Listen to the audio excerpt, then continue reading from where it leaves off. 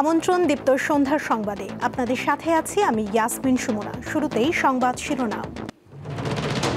Metro রেলের bearing pad পড়ে পথচারীর মৃত্যু, নিহতের পরিবারকে ৫ লাখ টাকা দেবে সরকার।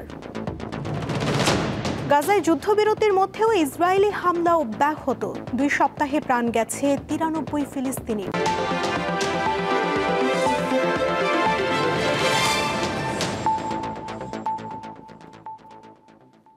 এবারে বিস্তারিত। রাজধানীর ফার্মগেটে মেট্রো রেলের পিলার থেকে একটি বিয়ারিং প্যাড পড়ে আবুল কালাম নামে এক পথচারীর মৃত্যু হয়েছে। রোববার দুপুর 12:30টার দিকে এ ঘটনার পর মেট্রো রেল বন্ধ রাখা হয়। 2 ঘন্টা পর উত্তরা থেকে আগারগাঁও পর্যন্ত ট্রেন চালু হলেও আগারগাঁও থেকে মতিঝিল পর্যন্ত বন্ধ রয়েছে। ঘটনা তদন্তে 5 সদস্যের কমিটি করা হয়েছে। নিহতের পরিবারকে 5 লাখ টাকা ক্ষতিপূরণ দেওয়ার কথা জানিয়েছেন সড়ক পরিবহন উপদেষ্টা ফাউজুল কবির খান। রবিবার বেলা 12:30টার দিকে রাজধানীর ফার্মগেটে কৃষিবিদ ইনস্টিটিউশন বাংলাদেশের সামনে মেট্রো রেলের 433 নম্বর পিলারের বিয়ারিং প্যাড খুলে পড়ে। এটির আঘাতে ঘটনাস্থলেই নিহত হন পথচারী আবুল কালাম। এই ঘটনায় আরও 2 জন আহত হয়। কেআইবির সামনে মেট্রো রেলের আপনার উপর থেকে এটা কি বিয়ারিং প্যাড বিয়ারিং পিন পরে একজন পথচারী, যার নাম পরে আমরা জানতে পারি আবুল কালাম আজাদ, উনি ওনার মাথায় পড়ে এবং তাৎক্ষণিক উনি স্পট ডেথ হয়, সাথে সাথে মারা যায়। আমরা দ্রুত ব্যবস্থা নিচ্ছি, আমরা তাকে পোস্টমর্টমের জন্য পাঠাবো এবং পরবর্তী আইনগত ব্যবস্থা গ্রহণ করতেছি। তিনি জানান, নিহতের ব্যাগে থাকা পাসপোর্ট অনুযায়ী তার বাড়ি শরীয়তপুরের নড়িয়া উপজেলার ঈশ্বরকাঠি এলাকায়, তবে পরিবার নিয়ে থাকতেন নারায়ণগঞ্জে। স্বজনরা জানিয়েছেন, নিহত Abul Kalam travel agent air ticket বিক্রির কাজ করতেন। তার স্ত্রী এবং 3 ও 4 বছর বয়সী 2 ছেলে রয়েছে। এদিকে ঘটনাস্থল পরিদর্শন করেছেন সড়ক পরিবহন উপদেষ্টা ফাউজুল কবির খান। ক্ষতিগ্রস্ত পরিবারকে 5 লাখ টাকা অনুদান ও তার পরিবারের যোগ্য কোনো সদস্যকে মেট্রো রেলে চাকরি দেওয়ার ঘোষণা দিয়েছেন তিনি। তাকে মেট্রো রেলে চাকরি দেওয়া হবে, এটা হচ্ছে প্রথম বিষয় সোহরাওয়ার্দী হাসপাতালে। এবং এই যে যারা আহত হয়েছেন তাদেরকে আমি একটু পরে দেখতে যাব এবং তাদের জন্য যে চিকিৎসার জন্য যা কিছু দরকার সেটা আমরা করব। দ্বিতীয় যে জিনিসটা হচ্ছে যে এই ঘটনাটা কেন ঘটলো সেটার জন্য আমরা একটা তদন্ত কমিটি গঠন করেছি।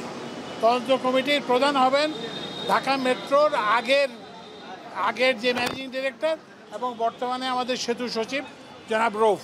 তিনি জানান, ঘটনাটা কি নাশকতা নাকি নির্মাণ ত্রুটি তা খুঁজে বের করতে সেতু বিভাগের সচিবের নেতৃত্বে 5 সদস্যের একটি কমিটি গঠন করা হয়েছে।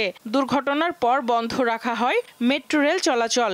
দুর্ঘটনার 2 ঘন্টা পর উত্তরা আগারগাঁও রুটে মেট্রো রেল চালু হয়, তবে আগারগাঁও থেকে মতিঝিল পর্যন্ত মেট্রো রেল বন্ধ রয়েছে। এর আগে গত বছরের সেপ্টেম্বর একই লাইনে খামারবাড়ি এলাকায় একটি বিয়ারিং প্যাড খুলে পড়লে আগারগাঁও থেকে মতিঝিল পর্যন্ত ট্রেন চলাচল বন্ধ ছিল 11 ঘন্টা। সঞ্জিদা প্লাবনী, দীপ্ত সংবাদ, ঢাকা। জাতীয় নির্বাচনের আগে প্রতি ব্যক্তির নামে রেজিস্ট্রেশনকৃত সিম কার্ড কমিয়ে আনা হবে বলে জানিয়েছেন স্বরাষ্ট্র উপদেষ্টা জাহাঙ্গীর আলম চৌধুরী। বলেছেন, একজন ব্যক্তির সর্বোচ্চ 7টি সিম থাকতে পারবে। রোববার দুপুরে আইন শৃঙ্খলা সংক্রান্ত উপদেষ্টা পরিষদ কমিটির 15তম সভা শেষে তিনি বলেন, একজনের সিম কার্ড ব্যবহার করে অন্যজন অপরাধ করে, এতে প্রকৃত দোষী অনেক সময় ধরাছোঁয়ার বাইরে থাকে। এজন্য ব্যক্তি পর্যায়ে রেজিস্ট্রেশন করা সিম কার্ড কমিয়ে আনা হবে। কোনো ঘটনা ঘটার পর দেখা যায় সিমটি সেই ব্যক্তির নয়। তিনি বলেন, যেহেতু একবারে সব কমানো যাবে না, তাই নির্দিষ্ট প্রক্রিয়ার মাধ্যমে ধীরে ধীরে এই সিম কমিয়ে আনা হবে।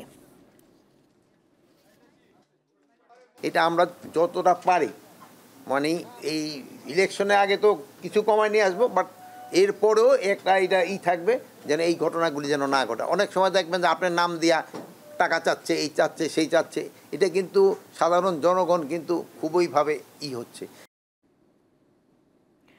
জুলাই সনদ বাস্তবায়ন বিষয়ে আইন এবং সংবিধানের বাইরে গেলে ভবিষ্যতে আদালতে চ্যালেঞ্জের মুখে পড়বে বলে মন্তব্য করেছেন বিএনপি নেতারা। গণ অধিকার পরিষদ ও এনসিপি জাতীয় পার্টির রাজনীতি বন্ধের দাবি জানিয়েছে। রোববার গণ অধিকার পরিষদের প্রতিষ্ঠা বার্ষিকীর আলোচনা সভায় তারা এসব কথা বলেন। গণ অধিকার পরিষদের চতুর্থ প্রতিষ্ঠা বার্ষিকী উপলক্ষে রোববার রাজধানীর ডিপ্লোমা ইঞ্জিনিয়ার্স ইনস্টিটিউশনে আয়োজিত অনুষ্ঠানে শুভেচ্ছা জানাতে যান ফ্যাসিবাদ বিরোধী রাজনৈতিক দলের শীর্ষ নেতারা। এতে বিএনপি নেতারা বলেন, গণ অভ্যুত্থানের 14 মাস অতিক্রম হলেও এখনো দেশে গণতান্ত্রিক ধারা ফিরে আসেনি। জুলাই সনদ বাস্তবায়নে সাংবিধানিক প্রক্রিয়ার বাইরে না যাওয়ার পরামর্শ তাদের। বাংলাদেশে একটা গণতান্ত্রিক অর্ডার ফিরিয়ে আনতে হবে। আমরা সাংঘর্ষিক রাজনীতির দিকে যেতে পারবো না, আমরা হিংসাপরায়ণ রাজনীতির দিকে যেতে পারবো না। আমরা পরস্পরের সাথে সম্পর্ক নষ্ট করে রাজনীতি করে যদি যাই, আবার সেই পুরনো কালচার আমাকে ফিরে যেতে হবে। আমরা যাতে একটা নিয়মতান্ত্রিক পদ্ধতিতে এসেছি, সবার সম্মতিক্রমে এই জাতির একটা ঐক্যের মধ্য দিয়ে যেন আমাদের জুলাই সনদটা বাস্তবায়িত হয়। আমরা যেন এমন কোনো প্রস্তাব না দেই যাতে করে ভবিষ্যতে সেই প্রস্তাবগুলো, সেই আদেশগুলো প্রশ্নবিদ্ধ হয়, কেউ জুডিশিয়ারের কাছে নিয়ে যেতে চায়। এ সময় অন্যান্য দলের নেতারা বলেন, বিভিন্ন দলের মতের পার্থক্য থাকলেও জাতীয় স্বার্থে রাজনৈতিক দলগুলোকে ঐক্যবদ্ধ থাকতে হবে। দেশে এবং ভেতরের নানান এজেন্সি ক্রিয়াশীল হবে, সেজন্য রাজনৈতিক মত পথের ভিন্নতা থাকার সত্ত্বেও আমরা যেন দেশ গঠনের মেজর ইস্যুতে যেন আমরা জাতীয় ঐক্যমত থাকতে পারি। নির্বাচনকে কোনোভাবেই এই মুহূর্তে প্রলম্বিত কিংবা কোনোভাবে বাধাগ্রস্ত করলে সেটা আমাদের কারো জন্য মঙ্গল বয়ে আনবে না। রাজনীতিবিদরা বলেন, আওয়ামী লীগের ফ্যাসিবাদী হওয়ার পেছনে সবচেয়ে বড় ভূমিকা রেখেছে জাতীয় পার্টি, তাই তাদের নির্বাচনে অংশগ্রহণ করতে দেওয়া হবে না। একটা নির্বাচন অনুষ্ঠিত হবে, সেই নির্বাচনে কোনোভাবেই যেন পতিত ফ্যাসিবাদীদের কেউ অংশগ্রহণ করতে না পারে, সেটা আমাদেরকে নিশ্চিত করতে হবে।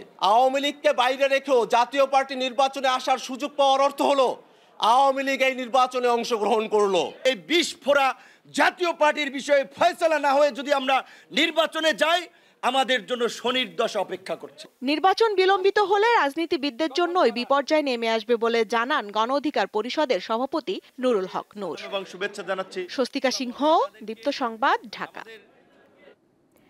আগামীর বাংলাদেশে আওয়ামী লীগ বিরোধী রাজনীতিতে এবং ভারতীয় আধিপত্যের প্রশ্নে বিএনপি ও জামায়াত এককভাবে নেতৃত্ব দিতে পারবেন না বলে মন্তব্য করেছেন জাতীয় নাগরিক পার্টির উত্তরাঞ্চলের মুখ্য সংগঠক সার্জিস আলম। দুপুরে কিশোরগঞ্জ শিল্পকলা একাডেমি মিলনায়তনে জেলা এনসিপির সমন্বয় সভার পর সাংবাদিকদের সঙ্গে আলাপকালে তিনি বলেন, জুলাই সনদের বাস্তবায়ন ও বিচারিক প্রক্রিয়ার ধারাবাহিকতা নিশ্চিত করতে তরুণ প্রজন্ম ও এনসিপির অংশগ্রহণ অপরিহার্য। সার্জিস আরও বলেন, যেদিন জুলাই সনদের বাস্তবায়নের নিশ্চয়তা, প্রধান উপদেষ্টার পক্ষ থেকে আদেশ জারি এবং গণভোটে জনগণ সনদের পক্ষে রায় দেবে, সেদিনই এনসিপি নির্দ্বিধায় সনদে স্বাক্ষর করবে। তার আগে কাগজে কলমে স্বাক্ষর করে জনগণের সঙ্গে প্রতারণা করা সম্ভব নয়।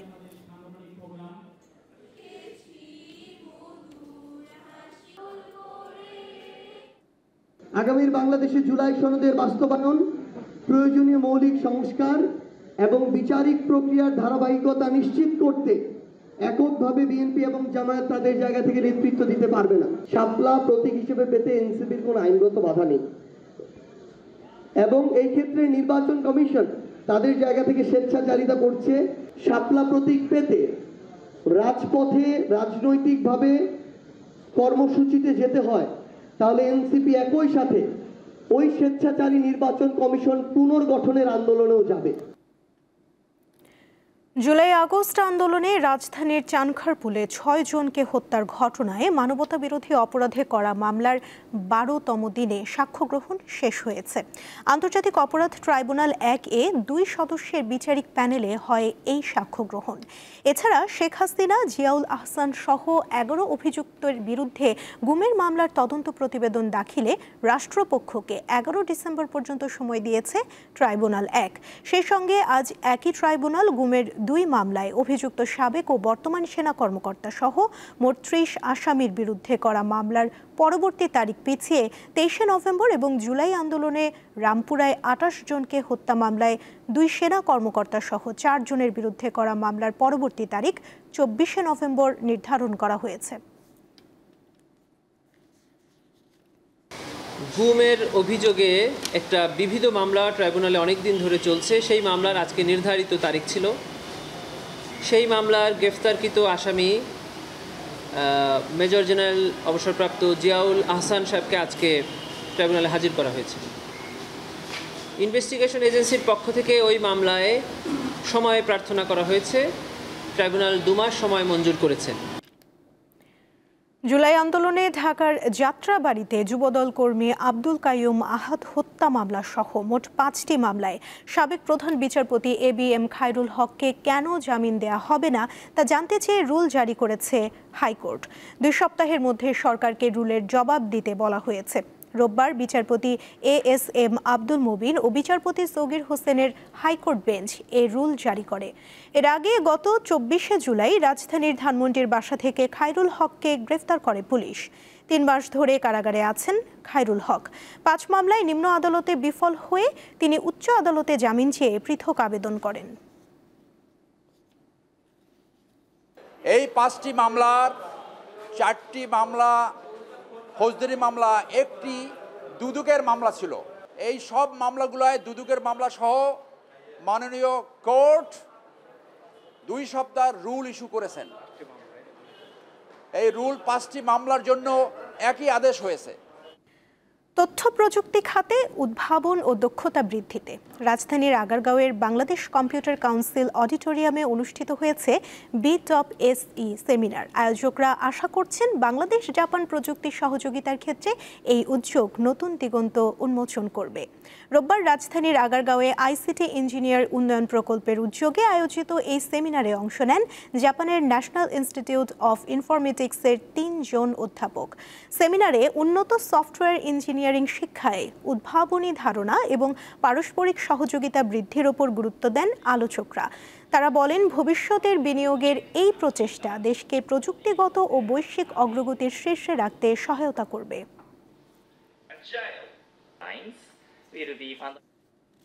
নিষেধাজ্ঞা শেষে গত মধ্যরাত থেকে নদীতে মাছ শিকারে নেমেছেন জেলেরা। বরগুনা থেকে গভীর সমুদ্রের মাছ শিকার করতে গেছেন হাজার হাজার জেলে।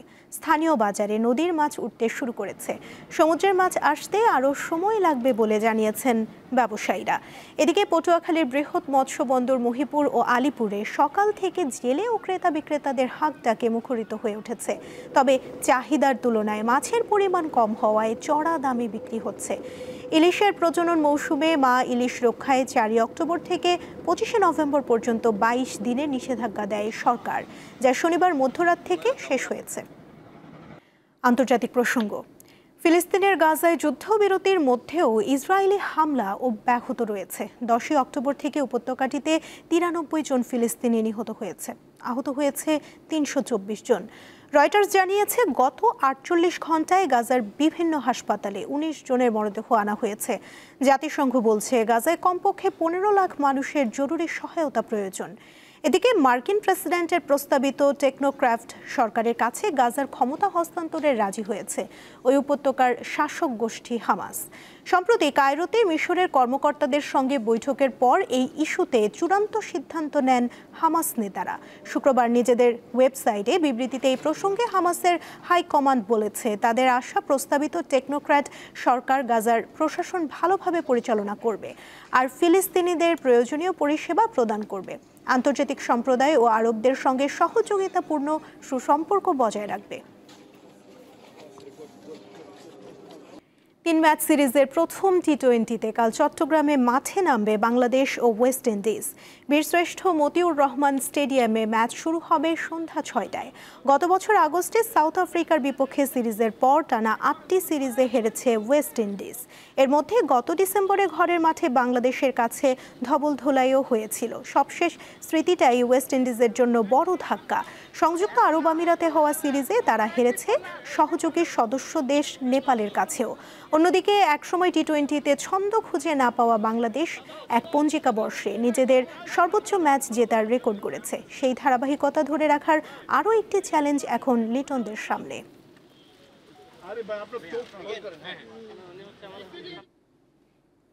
দীপ্ত সন্ধ্যার সংবাদ শেষ করার আগে শিরোনামগুলো জানিয়ে দিচ্ছি আরও একবার। মেট্রো রেলের বিয়ারিং প্যাড পড়ে পথচারীর মৃত্যু, নিহতের পরিবারকে 5 লাখ টাকা দেবে সরকার। গাজায় যুদ্ধবিরতির মধ্যেও ইসরায়েলি হামলা অব্যাহত, 2 সপ্তাহে প্রাণ গেছে 93 ফিলিস্তিনির। এই ছিল এখনকার মতো। পরবর্তী সংবাদ রাত 11টায় দেখার আমন্ত্রণ রইল। এছাড়া আরও তথ্য পেতে যুক্ত থাকুন দীপ্ত ডিজিটাল প্ল্যাটফর্মের সাথে। ধন্যবাদ সবাইকে।